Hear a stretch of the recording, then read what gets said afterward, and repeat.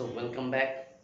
So এর আগের দিন পর্যন্ত যেটা হয়েছিল সেটা হচ্ছে তড়িৎ লেপন পর্যন্ত হয়েছিল। তড়িৎ লেপন কাকে বলে এবং তড়িৎ লেপনের উদ্দেশ্য, আর কিছু কিছু যেমন সোনা, রূপো আর হচ্ছে নিকেল, এই তিনটে জিনিসের প্রলেপ দেওয়ার পদ্ধতিটাকে আলোচনা করা হয়েছিল। যে কিভাবে আমরা প্রলেপ দিতে পারি, অ্যানোড হিসেবে কী ব্যবহার করা হয়, ক্যাথোড হিসেবে কী ব্যবহার করা হয়। তো আজকে যে জিনিসটা আলোচনা করা হবে এবং আজকেই চ্যাপ্টারটা আশা করি শেষ করে দেব, যেটা আলোচনা করা হবে সেটা হচ্ছে ধাতু নিষ্কাশন। ধাতু নিষ্কাশন বলতে কি বোঝায় সেটা একটুখানি বলে দিই। যে ধরো এই চ্যাপ্টারটা রয়েছে, তোমাদের ধাতু বিদ্যা বলে একটা চ্যাপ্টার রয়েছে, তো সেটাও আলোচনা করা হবে। বাট এখন আপাতত ধাতু নিষ্কাশন ব্যাপারটা আলোচনা করি। তো ধাতু নিষ্কাশন ব্যাপারটা কি, যে ধাতু সাধারণত আকরিক থেকে পাওয়া যায়। আকরিক বলতে খনিজ এক ধরনের যৌগ, যে যৌগগুলোতে ধাতু থাকে, ঠিক আছে। এবং সেই যৌগ থেকে আমরা কি করব, বিভিন্ন পদ্ধতির মাধ্যমে ধাতুটাকে আলাদা করব, ঠিক আছে। সো আকরিক থেকে কি করা হয়, ধাতু বের করা হয়। আকরিক থেকে ধাতু বের করা হয়। কিভাবে বের করা হয়? তড়িৎ বিশ্লেষণ পদ্ধতির মাধ্যমে বার করব আমি। অনেক পদ্ধতি রয়েছে, বাট যেহেতু এই চ্যাপ্টারটা তড়িৎ বিশ্লেষণ, তাই তড়িৎ বিশ্লেষণ পদ্ধতির মাধ্যমে বার করা হবে, ঠিক আছে। এবং তড়িৎ বিশ্লেষণ পদ্ধতিতে বার করতে গিয়ে ফার্স্ট অফ অল এটা কিরকম ভাবে বার করব, খুব কম খরচে বার করব, কম খরচ। আর দ্বিতীয়ত হচ্ছে খুব সহজে বার করা যায়, খুব সহজে, ধাতুকে বের করা যায় ওই যৌগটা থেকে। আকরিকটা হচ্ছে ধাতু বা এক ধরনের যৌগ, যে যৌগকে তড়িৎ বিশ্লেষণ পদ্ধতির মাধ্যমে খুব কম খরচে এবং খুব সহজে ধাতুটাকে বার করা যায়। এই পদ্ধতিটাকে বলা হয় কি, ধাতু নিষ্কাশন। ব্যাপারটা বোঝা গেছে তাহলে? এখন আমি তড়িৎ বিশ্লেষণ পদ্ধতির মাধ্যমে ধাতু নিষ্কাশনের বিষয়টা একটুখানি কি করবো, আলোচনা করব। তো তোমাদের ধাতু নিষ্কাশন যেটা রয়েছে সেটা হচ্ছে অ্যালুমিনিয়াম ধাতু নিষ্কাশন। কি আছে? অ্যালুমিনিয়াম ধাতু নিষ্কাশন।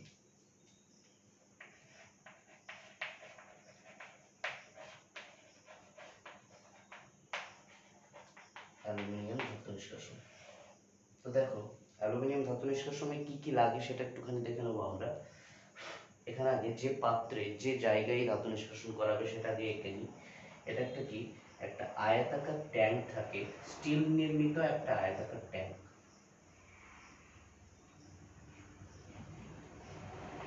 কি বললাম? স্টিল নির্মিত, স্টিলের তৈরি একটা আয়তাকার ট্যাঙ্ক থাকে, যে ট্যাঙ্কের ভেতরের দিকে গ্যাস কার্বনের একটা পুরু আস্তরণ থাকে।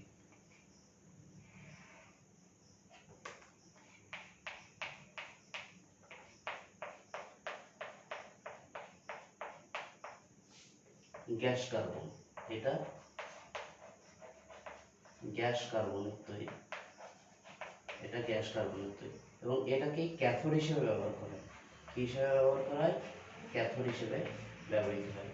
আর কি করা হয়, এর উপর থেকে এরকম ভাবে ঝোলানো থাকে কিছু গ্রাফাইটের দণ্ড, কিছু গ্রাফাইটের দণ্ড, ঠিক আছে। তাহলে এগুলো কি? এগুলো হচ্ছে গ্রাফাইট দণ্ড।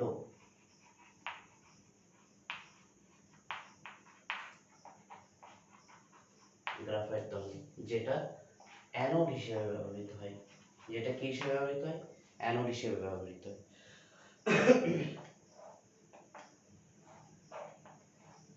এবং নিশ্চয়ই অ্যানোড আর ক্যাথোডের মধ্যেখানে কি থাকবে? তড়িৎ বিশ্লেষ্য পদার্থ থাকবে। তো সেই তড়িৎ বিশ্লেষ্য পদার্থটি কি থাকে? এখানে তড়িৎ বিশ্লেষ্য পদার্থ থাকবে।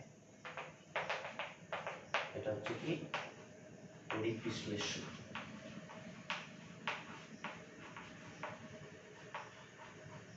তাহলে কি বললাম, যে একটা স্টিলের তৈরি আয়তাকার ট্যাঙ্ক থাকে, যে ট্যাঙ্কের ভেতরের দিকে গ্যাস কার্বনের একটা পুরু আস্তরণ থাকে, যেটাকে আমরা ক্যাথোড হিসেবে ব্যবহার করি। আর দ্বিতীয়ত হচ্ছে কি, যে এর উপরে কিছু গ্রাফাইটের দণ্ড ঝোলানো থাকে, যেটাকে আমরা অ্যানোড হিসেবে ব্যবহার করি। অ্যানোড মানে হচ্ছে পজিটিভ, আর ক্যাথোড মানে কি নেগেটিভ। ক্যাথোড মানে নেগেটিভ। ব্যাপারটা বোঝা গেছে? দেখো তাহলে এখানে একটুখানি লিখে নিই যে অ্যানোড হিসেবে কি নিচ্ছি। Sorry, anode. অ্যানোড হচ্ছে কি আয়তাকার ট্যাঙ্কের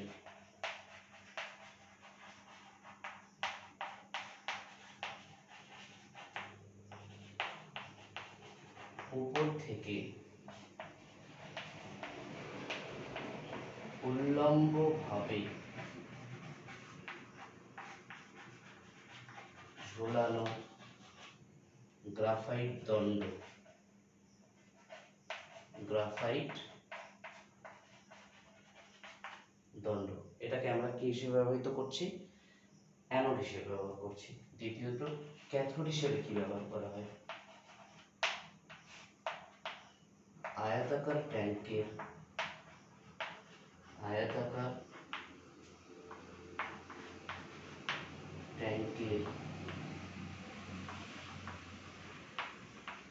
ভিতরের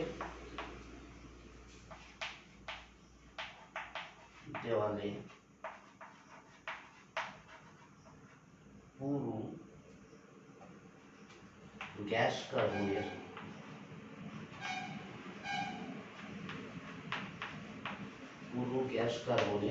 আস্তরণ। কি আস্তরণ?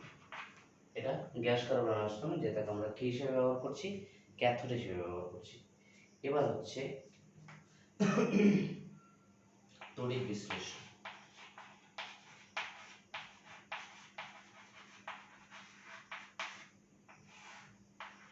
দেখো তড়িৎ বিশ্লেষণ কি নেবো আমরা, কি ব্যবহার করব, কি ধাতু নিষ্কাশন করতে চাইছি? অ্যালুমিনিয়াম ধাতু। তাহলে তড়িৎ বিশ্লেষণ যদি আমরা নিতে চাই, তাহলে অ্যালুমিনিয়ামের কোনো আকরিক নিতে হবে, যেটা হচ্ছে অ্যালুমিনা Al2O3, ঠিক আছে, যেটাকে আমরা বলি বক্সাইট। ঠিক আছে, তো শুধু বক্সাইট ব্যবহার করলে হবে না, মানে শুধু যদি বক্সাইডের গলিত বক্সাইড ব্যবহার করি বা গলে যাওয়া বক্সাইড ব্যবহার করি, তাহলে কিন্তু তড়িৎ বিশ্লেষণ রূপে সেটাকে নেওয়া যাবে না। তাহলে কি নেওয়া হবে, কেন নেওয়া যাবে না আমি পরে আলোচনা করছি, ঠিক আছে। বাট আগে বলে দিই তড়িৎ বিশ্লেষণ হিসেবে কি নেওয়া হয়। তড়িৎ বিশ্লেষণ হিসেবে নেওয়া হয় 20% অ্যালুমিনার সংকেত Al2O3 প্লাস 60% ক্রায়োলাইট,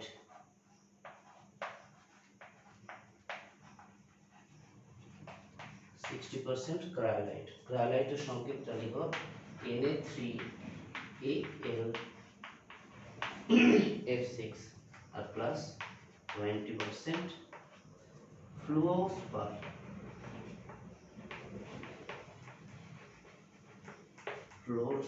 CaF2 ফ্লুওরস্পারের মিশ্রণ। ঠিক আছে, তাহলে ফার্স্ট অফ অল আমরা কি দেখলাম, অ্যানোড হিসেবে কি নেওয়া হচ্ছে আয়তাকার ট্যাঙ্কের উপর থেকে ঝোলানো কিছু গ্রাফাইট দণ্ড, সেটাকে অ্যানোড হিসেবে নিচ্ছি। ক্যাথোড হিসেবে কি নিচ্ছি, আয়তাকার ট্যাঙ্কের ভেতরের দিকে গ্যাস কার্বনের পুরো আস্তরণটাকে ক্যাথোড হিসেবে ব্যবহার করা হচ্ছে। তড়িৎ বিশ্লেষণ হিসেবে কি ব্যবহার করছি আমরা, 20% অ্যালুমিনা, 60% ক্রায়োলাইট এবং 20% ফ্লুওরস্পারের মিশ্রণ ব্যবহার করছি। ঠিক আছে, এই কটা জিনিস আগে লিখে নাও। ঠিক আছে, 5 সেকেন্ড দেওয়া হলো, একটা স্ক্রিনশট নিয়ে নাও, আমি কেননা এটা মুছবো, নিয়ে নাও। আচ্ছা ঠিক আছে, তাহলে অ্যানোড গেল, ক্যাথোড গেল, এবার আমি বিক্রিয়াটা দেখাবো কি হচ্ছে।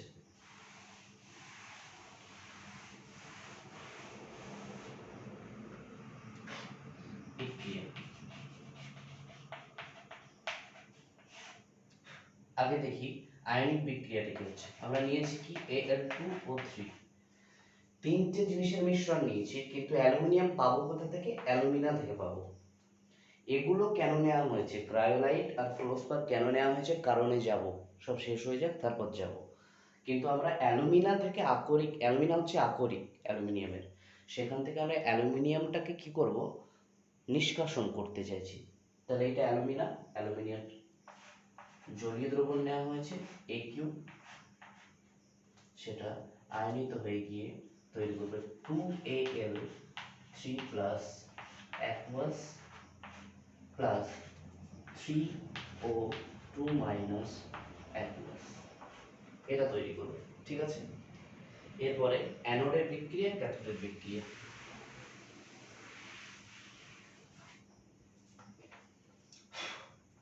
অ্যানোড, অ্যানোডে কি যাবে, অ্যানায়ন যাবে। অ্যানায়ন বলতে এটা, অ্যানোডে হবে কি, জারণ। অ্যানোডে হবে কি বিক্রিয়া, জারণ বিক্রিয়া। ঠিক আছে, তাহলে কি বিক্রিয়া হবে, 3O2 মাইনাস অ্যাকুয়াস, 6খানা ইলেকট্রন যাবে, 3O তৈরি করবে। 3O, এটা 30 নয় কিন্তু 3O, ঠিক আছে, 3O।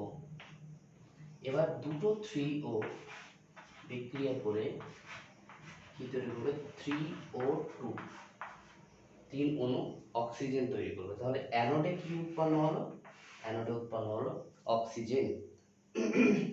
ক্যাথোডের বিক্রিয়া, তাহলে ক্যাথোডে হবে কি, বিজারণ।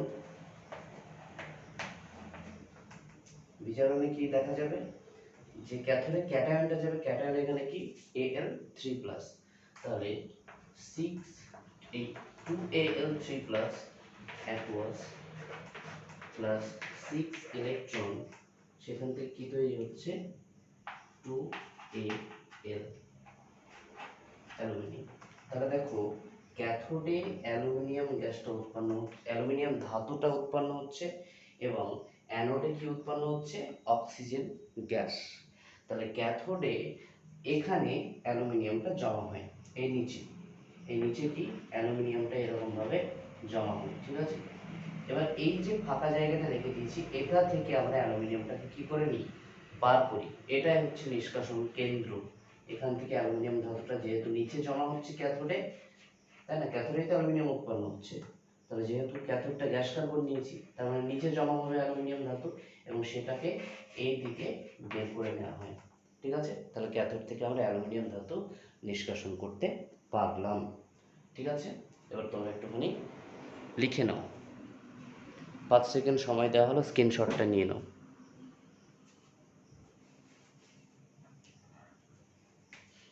ঠিক আছে, মুছে দিলাম।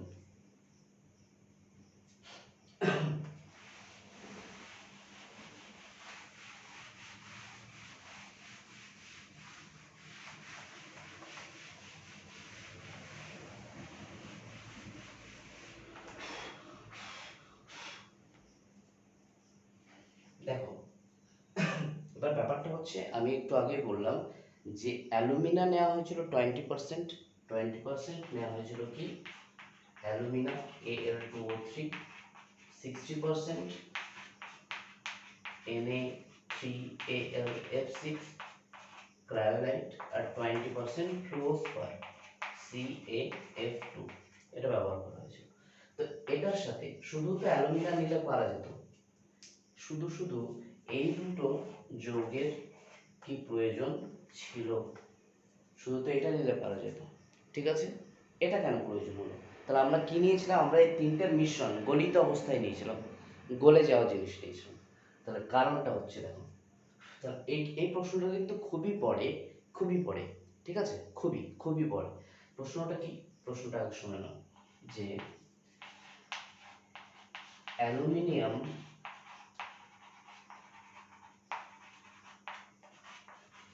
নিষ্কাশনে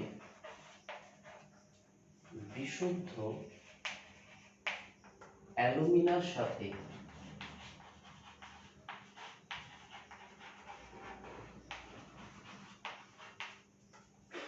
ক্রায়োলাইট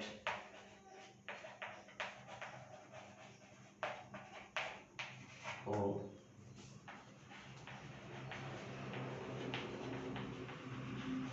ফ্লুওস্পার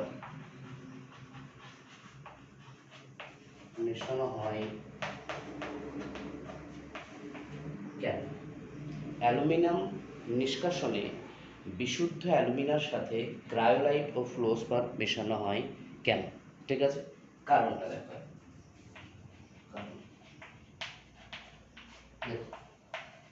যদি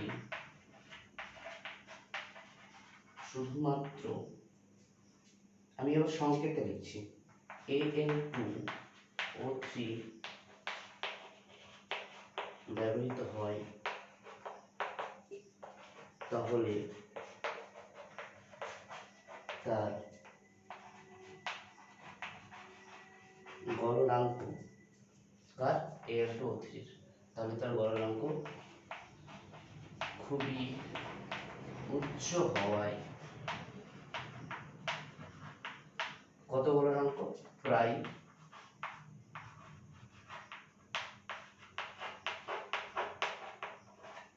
2000 ডিগ্রি সেলসিয়াস, খুবই উচ্চ হয়, প্রচুর পরিমাণে তাপের প্রয়োজন হয়, প্রচুর পরিমাণে তাপের প্রয়োজন হয়।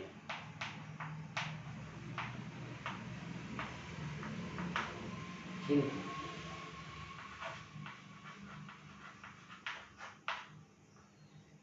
Al2O3 সাথে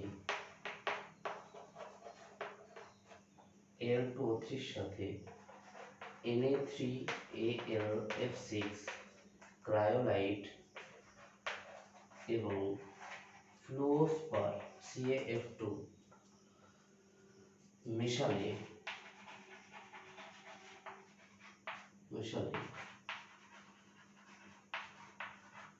মিশ্রণের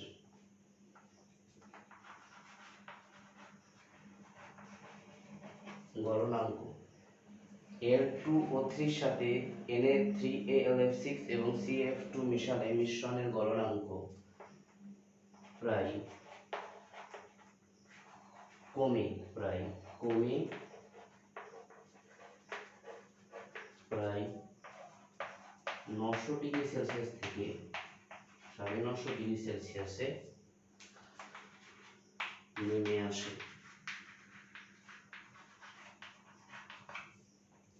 ঠিক আছে, সুতরাং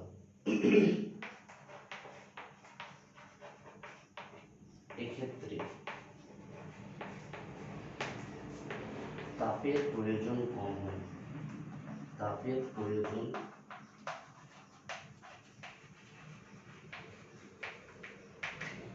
কম হয়।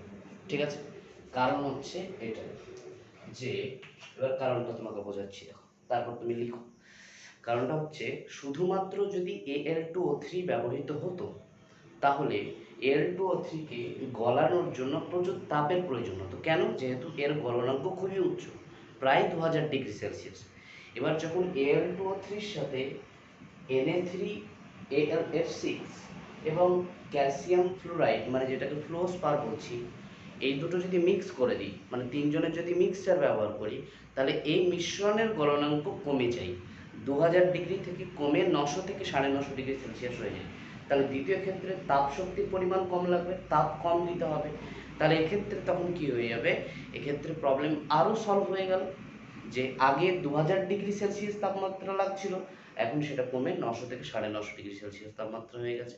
তাহলে খুব সহজেই এখন আমরা অল্প পরিমাণ তাপ দিয়েই সেটাকে গলাতে পারবো, আর গলিয়ে আমরা অ্যালুমিনিয়াম ধাতু কী করতে পারবো? নিষ্কাশন করতে পারবো। সো এই কারণেই অ্যালুমিনিয়াম নিষ্কাশনে বিশুদ্ধ অ্যালুমিনার সাথে ক্রায়োলাইট ও ফ্লোরস্পার মেশানো হয়। ঠিক আছে, 5-7 সেকেন্ড সময় দেওয়া হলো, স্ক্রিনশট নিয়ে নাও, ভালো করে বিষয়টা বুঝবে আর পড়বে।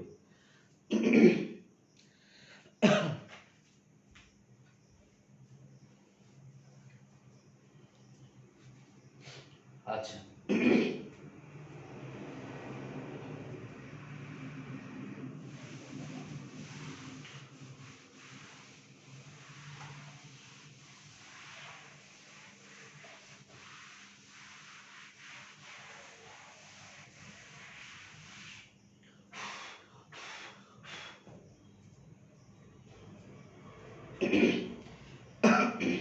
এরপরে যেটা হচ্ছে সেটা হচ্ছে ধাতু নিষ্কাশন, সরি ধাতু বিশোধন।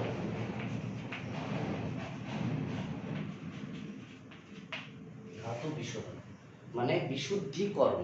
কোনো একটা ধাতু নিষ্কাশন করলাম এবং সেই ধাতুর মধ্যে যদি কোনো অশুদ্ধি মেশানো থাকে সেটাকে আলাদা করা, সেটাকে আমরা বলছি ধাতু বিশোধন। তো তড়িৎ বিশ্লেষণ পদ্ধতির মাধ্যমে কি করা হয়, তড়িৎ বিশ্লেষণ পদ্ধতির মাধ্যমে ধাতু অশুদ্ধিকে, ধাতু অশুদ্ধি দূরীকরণ, ধাতুর কি করছি, অশুদ্ধিটাকে আমরা দূর করছি, এটাকে আমরা বলি কি ধাতু বিশোধন। এটাকে আমরা কি বলি, ধাতু বিশোধন। ব্যাপারটা বোঝা গেছে?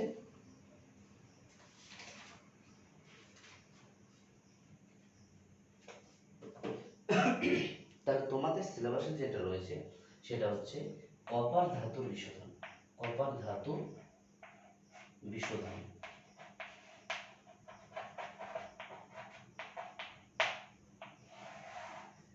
ছবি আমি আর রাখছি না, ছবির দরকার নেই, যে জিনিসগুলো আলোচনা করার মতো সেগুলো আমরা একটুখানি দেখব, যে এখানে অ্যানোড ক্যাথোড হিসেবে কি ব্যবহার করা হয় সেটা আমরা দেখব। তাহলে প্রথমে আমরা দেখে নেব অ্যানোড হিসেবে কি নেওয়া হয়, অ্যানোড, অ্যানোড হিসেবে। তাহলে লিখব বিশুদ্ধ কপারের পাত, বিশুদ্ধ কপারের পাতলা পাত, বিশুদ্ধ কপারের কি পাতলা পাত। ক্যাথোড হিসেবে কি নেওয়া হয়,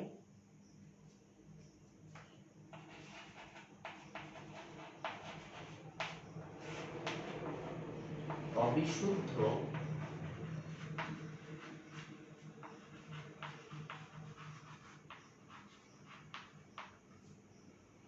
ভুল লিখলাম, সরি সরি সরি সরি একটুখানি সরি, ক্যাথোড হিসেবে বিশুদ্ধ পাতলা কপার পাত নেওয়া হয়, সরি একটুখানি ভুল লিখেছি, এটাকে ক্যাথোড হিসেবে নেওয়া হয়,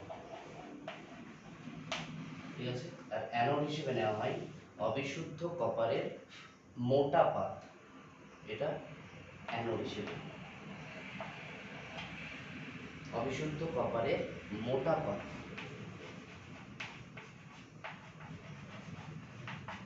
ঠিক আছে। এবার হচ্ছে কি তড়িৎ বিশ্লেষ্য,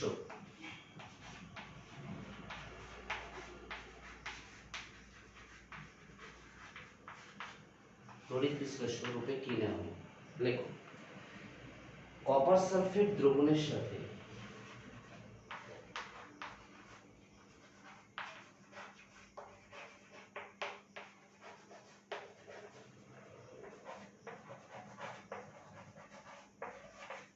মিশ্রিত লঘু H2SO4 এর কি দ্রবণ, কপার সালফেটের সাথে মিশ্রিত লঘু H2SO4 এর দ্রবণ, কপার সালফেটের সাথে মিশ্রিত লঘু H2SO4 এর কি দ্রবণ, ঠিক আছে। যেখানে কপার সালফেটটা থাকে 15%, আর এটা থাকে লঘু H2SO4টা থেকে 2 থেকে 5%, ঠিক আছে। তাহলে কি বললাম, ক্যাথোড হিসেবে নেওয়া হবে বিশুদ্ধ কপারের পাতলা পাতকে, অ্যানোড হিসেবে নেওয়া হবে বিশুদ্ধ কপারের মোটা পাতকে, আর তড়িৎ বিশ্লেষ্য হিসেবে নেওয়া হবে কি কপার সালফেটের দ্রবণের সাথে মিশ্রিত লঘু H2SO4 এর দ্রবণকে, ঠিক আছে। এবার আমরা বিক্রিয়া দেখব। দেখো কপার সালফেটের তড়িৎ বিশ্লেষণে যে বিক্রিয়াটা ঘটেছিল এখানে একই বিক্রিয়া ঘটবে। তাহলে প্রথমে বিক্রিয়া,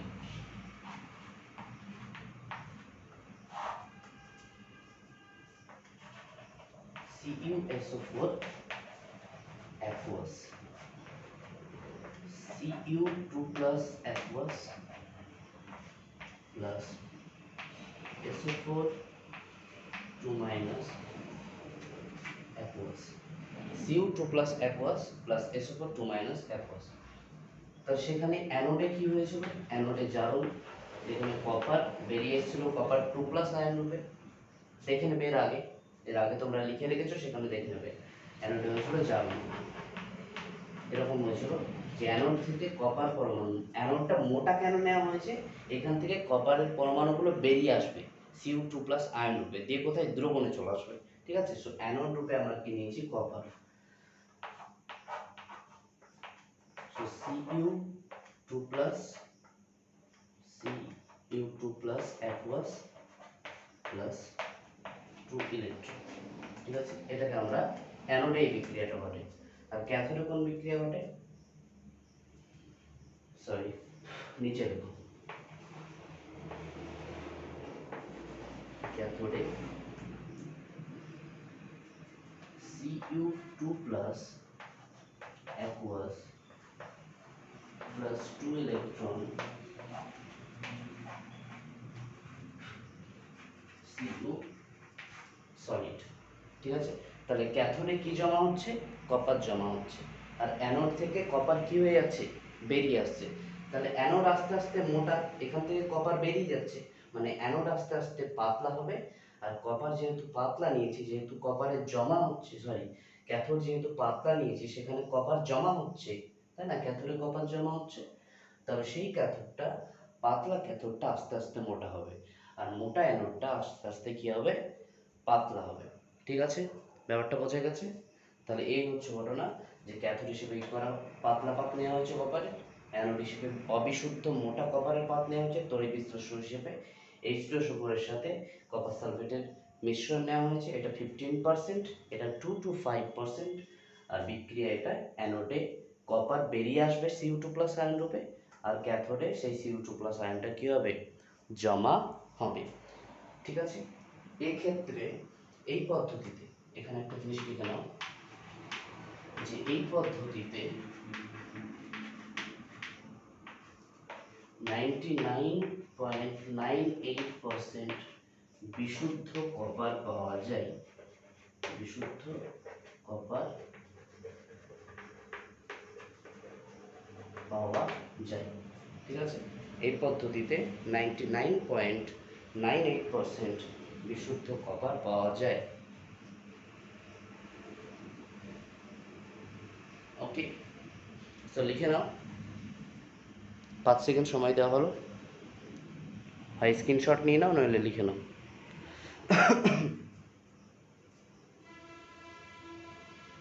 ওকে, ঠিক আছে।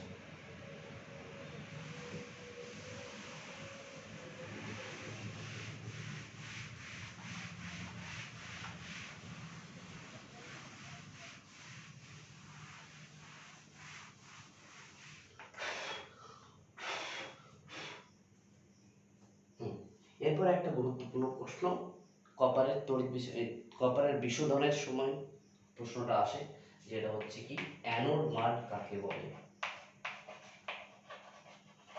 অ্যানোড মাড, অ্যানোড মাড কি, বা অ্যানোড মাড কাকে বলে, আর অ্যানোড মাডের ব্যবহার, ঠিক আছে। তাহলে লেখো অ্যানোড মাড কাকে বলে। কপার ধাতু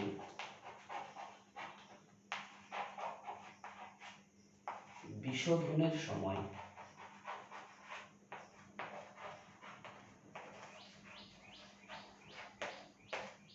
অ্যানোডের চারিদিকে,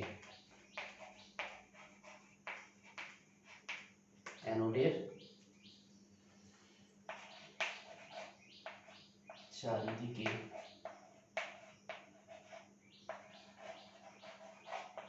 মসলিনের, মসলিন কাপড় আছে না, সেটাই, মসলিনের একটি থলি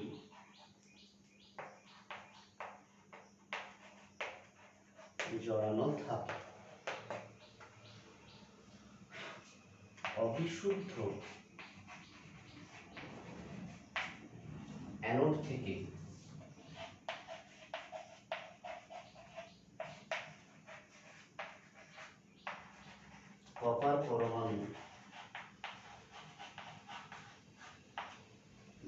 জমানোর সময়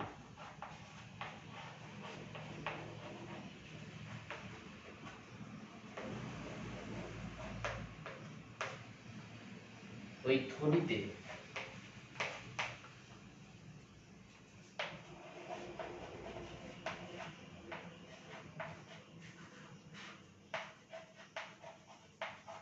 কাদার আকারে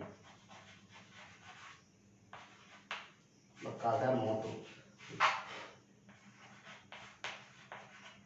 মতো সোনা AU, রূপো AG বা প্লাটিনাম ধাতু জমা হয়, একে অ্যানোড মাড বলে। অ্যানোড মানে মাড মানে কাদা, ঠিক আছে। তাহলে ঘটনাটা কি হচ্ছে যে এটা ধরো অ্যানোড দিয়েছি, অ্যানোডটা মোটা অবিশুদ্ধ কপারের পাত নেওয়া হয়, এটা অ্যানোড, ঠিক আছে। এটা কি অ্যানোড। এবার কি করা হয়েছে, অ্যানোডের চারিদিকে এরকম করে একটা মসলিনের থলি কি করা হয়েছে, জড়িয়ে রেখে দেওয়া হয়েছে। এখন অ্যানোডটা মোটা, এখান থেকে কপার বেরিয়ে যায় কি রূপে, Cu+ আয়ন রূপে। এভাবে কপার বেরোতেই থাকে বেরোতে থাকে বেরোতে থাকে। এবার এটা তো অবিশুদ্ধ নিয়েছি, এখানে তো অবিশুদ্ধ হিসেবে অনেক ধাতু জমা হয়ে থাকতে পারে, মিশ্রিত হিসেবে থাকতে পারে, ঠিক আছে। তো এটা কপার 2+ আয়ন যখন বেরিয়ে যাচ্ছে তখন এটা আস্তে আস্তে পাতলা হচ্ছে, ঠিক আছে। এখন এখানে যে অবিশুদ্ধগুলো ছিল সেই অবিশুদ্ধের মধ্যে এইগুলো সোনা, রূপো বা প্লাটিনাম, এগুলো কি হচ্ছে, এগুলো তো আর বেরোতে পারছে না, কেননা সেখান থেকে তো কোনো পরমাণু ইলেকট্রন বের হচ্ছে না এগুলো থেকে, শুধু বার হচ্ছে কোথা থেকে, কপার থেকে বার হচ্ছে। তাই কপারটা চলে যাবে দ্রবণে, আর বাকি এই যে অবিশুদ্ধগুলো এগুলো কি হবে, এই তলায় থিতিয়ে পড়বে, ঠিক আছে, এখানে থিতিয়ে পড়বে কাদার মতো। এটা হচ্ছে অ্যানোড মাড, কাদা অ্যানোড মাড, ওকে। তাহলে কাদার মতো ভাবে এরকম করে থিতিয়ে পড়ছে, কে সোনা, রূপো বা প্লাটিনাম, এই ধাতুগুলো থিতিয়ে পড়ছে, ঠিক আছে। সো এই ধাতুগুলোই কাদার মতো এসে নিচে জমা হচ্ছে মসলিনের থলিতে। অ্যানোডের যেহেতু ঘটনাটা ঘটছে, কাদার মতো হয়ে থিতিয়ে পড়ছে, তাই এটাকে আমরা বলছি অ্যানোড মাড। কি বলছি, অ্যানোড মাড। এটা খুবই পরে পরীক্ষায়, খুবই very very important, very very important. Anode mud কি, ঠিক আছে, অ্যানোড মাড কি। এবার অ্যানোড মাডের গুরুত্ব যদি বলে, এর গুরুত্ব কি, অ্যানোড মাডের গুরুত্ব, তখন কি লিখবে যে অ্যানোড মাড থেকে অ্যানোড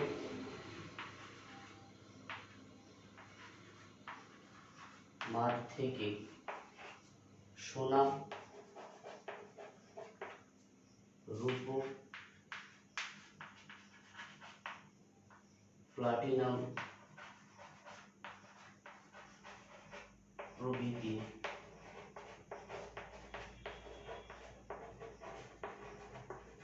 মূল্যবান ধাতু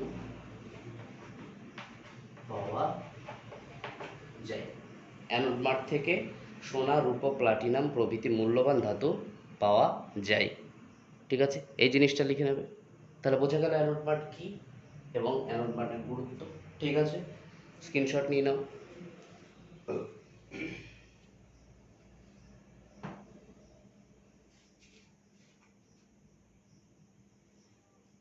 হয়েছে, বাস।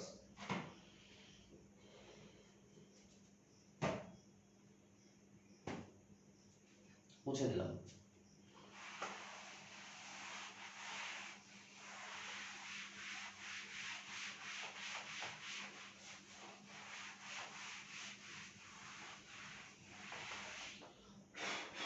এরপরে দু একটা প্রশ্ন আলোচনা করি, ঠিক আছে, দু একটা প্রশ্ন দিয়ে শেষ চ্যাপ্টার। এমনি শেষ হয়ে গেছে চ্যাপ্টারে, যা পড়ার পড়ে নিয়ে এসো। এখন এই চ্যাপ্টারের কিছু কিছু প্রশ্ন যেগুলো হয়তো বইয়ে পাবে না, একটুখানি আলোচনা করে দিচ্ছি। যেমন অ্যানোডাইজিং কাকে বলে, অ্যানোডাইজিং, অ্যানোডাইজিং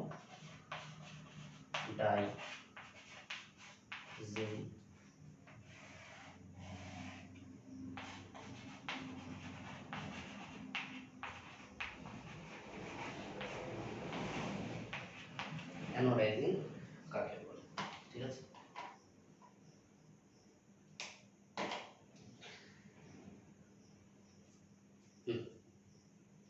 তাহলে কিরকম, ধরো অ্যালুমিনিয়াম যে ধাতুটা রয়েছে, অ্যালুমিনিয়ামের পাত্র প্রত্যেকের বাড়িতেই রয়েছে, দেখবে বিভিন্ন দিন ধরে যদি অ্যালুমিনিয়ামের পাত্র রেখে দেওয়া হয় না, তো দেখবে তার উপর কালো কালো ছোপ দেখা যায়, তাই না?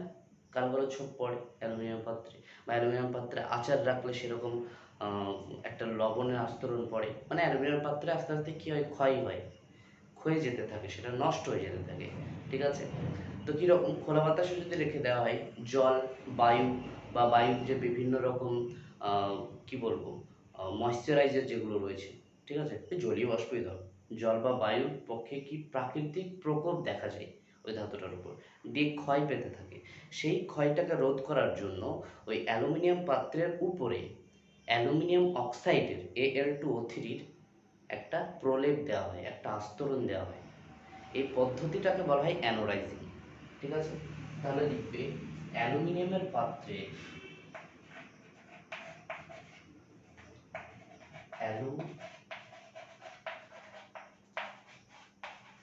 অ্যালুমিনিয়ামের পাত্রকে জল, বায়ু এবং প্রাকৃতিক ক্ষয়ের হাত থেকে রক্ষা করতে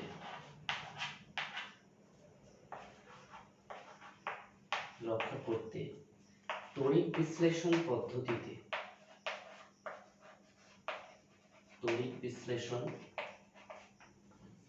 পদ্ধতিতে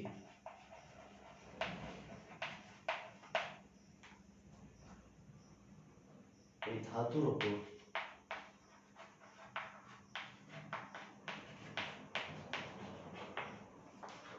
Al2O3 প্রলেপ দেওয়া হয়।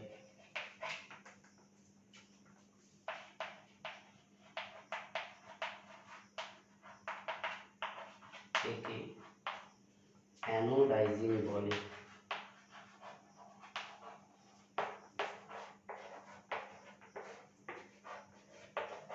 এই পদ্ধতিটাকে বলা হয় কি, অ্যানোডাইজিং। তাহলে কি বললাম, অ্যালুমিনিয়াম ধাতুকে প্রাকৃতিক জল, বায়ু, বৃষ্টি, এই সমস্ত প্রাকৃতিক যে দুর্যোগগুলো রয়েছে বা প্রাকৃতিক ক্ষয় যেগুলো রয়েছে, সেই ক্ষয়ের হাত থেকে রক্ষা করার জন্য ওই তড়িৎ বিশ্লেষণ পদ্ধতির মাধ্যমে কি করা হয়, অ্যালুমিনিয়াম অক্সাইডের একটা প্রলেপ দেওয়া হয়, ঠিক আছে। এই পদ্ধতিটাকে আমরা বলবো কি, অ্যানোডাইজিং। কি বলবো, অ্যানোডাইজিং, ঠিক আছে। একটুখানি লিখে নাও, 5 সেকেন্ড সময় দিচ্ছি। ওকে, ঠিক আছে।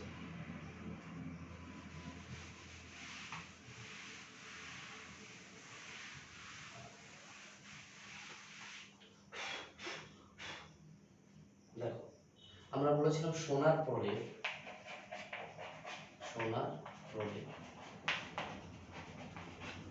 রূপোর প্রলেপ,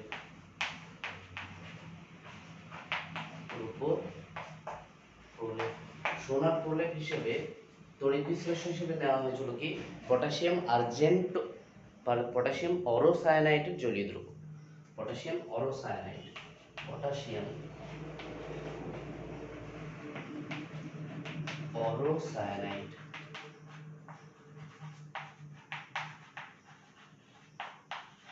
ঠিক আছে। আর এখানে আমরা ব্যবহার করেছিলাম potassium আর্জেন্টোসায়ানাইড রূপতে, potassium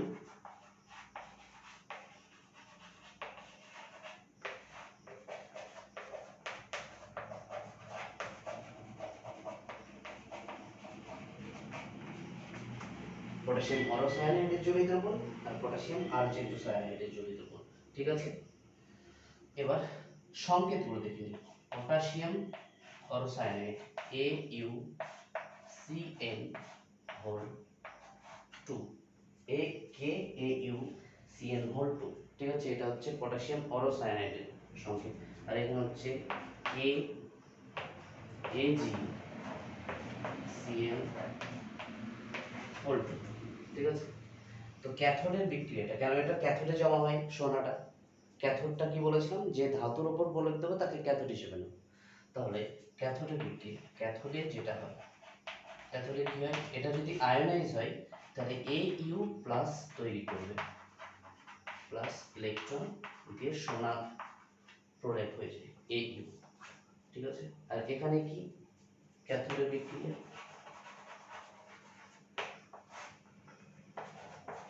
Ag plus aqueous plus electron দিয়ে সিলভার Ag, এটা ক্যাথোডে গিয়ে জমা হচ্ছে সলিড, এখানে ব্র্যাকেট সলিড S, ঠিক আছে। তার পটাশিয়াম অরোসায়ানাইডের সংকেত হচ্ছে কি KAuCN2, argento cyanide potassium KAgCN2, ঠিক আছে। ক্যাথোডের বিক্রিয়া Au প্লাস প্লাস ইলেকট্রন সে দিয়ে কি হচ্ছে Au সলিড, ঠিক আছে। আর ক্যাথোডে আর্জেন্টো সায়ানাইডের ক্ষেত্রে Ag plus aqueous plus electron থেকে Ag। দেখো এগুলো কিরকম পড়তে পারে, বললো পটাশিয়াম আর্জেন্টো সায়ানাইড বা পটাশিয়াম অরোসায়ানাইডের সংকেত লিখতে বললো, আর বললো ক্যাথোডের বিক্রিয়া দেখাও, যদি কোয়েশ্চেন একটুখানি টাফ হয়, ঠিক আছে, সেরকমভাবে প্রিপেয়ার থাকতে হবে। যাই হোক চ্যাপ্টারটা শেষ হয়ে গেল, খুব ভালোভাবে পড়ো, আর লেন্দি করছি না ভিডিওটা, চ্যাপ্টার শেষ হলো এখানে, নেক্সট দিন দেখা যাক কী পড়ানো যায়। ওকে, ভালোভাবে নোট তৈরি করবে, পুরো চ্যাপ্টারের নোট তৈরি করবে, আর নেক্সট দিন কিন্তু আমি চ্যাপ্টারের সমস্ত নোটস দেখব। ওকে, বেস্ট অফ লাক।